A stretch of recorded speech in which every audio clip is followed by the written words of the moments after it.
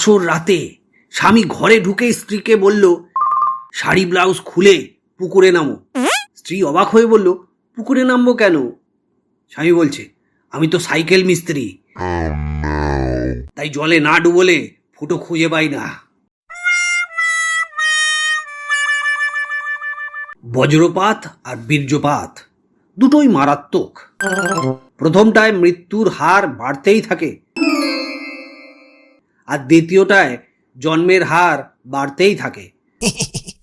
তাই বন্ধুগণ, সাবধানতার প্রয়োজন।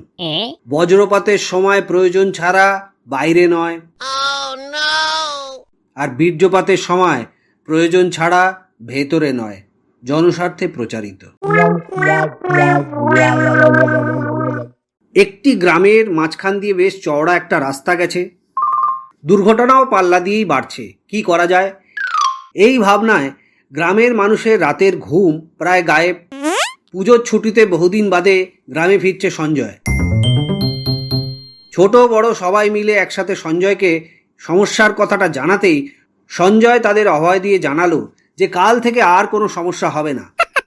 গাড়ির গতি কমিয়ে দেবো, ওটা নিয়ে আর কোনো চিন্তা করবেন না। আপনারা বাড়ি চলে যান, কালকের মধ্যে সব সমস্যার সমাধান হয়ে যাবে। অনেকেই কথাটা ঠিক বিশ্বাস করতে পারলো না, কিন্তু কী বা করার আছে। যাই হোক, পরদিন সকালে তো সবাই অবাক হয়ে দেখতে পেল যে গাড়ির গতি সত্যিই কমে গেছে। ব্যাপারটা কি? আসলে সঞ্জয় যা করেছে তা হলো গ্রামের পুকুর পাড়ের দুধারে মস্ত বড় দুটো সাইনবোর্ড লাগিয়েছে। তাতে লিখেছে, গাড়ি জোরে চালান, সামনের পুকুরে গ্রামের মেয়েরা স্নান করে। এরপর থেকে ওই গ্রামে আর কোনো দুর্ঘটনার খবরই পাওয়া যায়নি।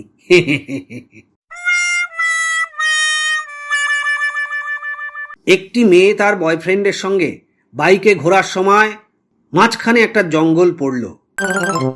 ছেলেটি বলছে, এখানে একটু বসা যাক। মেয়েটা বলছে, কেন? ছেলেটা বলছে, এমনি। মেয়েটা বলছে, আমাকে নির্জনে পেয়ে উল্টোপাল্টা কিছু করবে না তো? ছেলেটা বলছে, আরে না না। মেয়েটা বলল, তাহলে আর এখানে বসে লাভটা কি? বউ বলছে, তুমি এত নাক ডাকো কেন?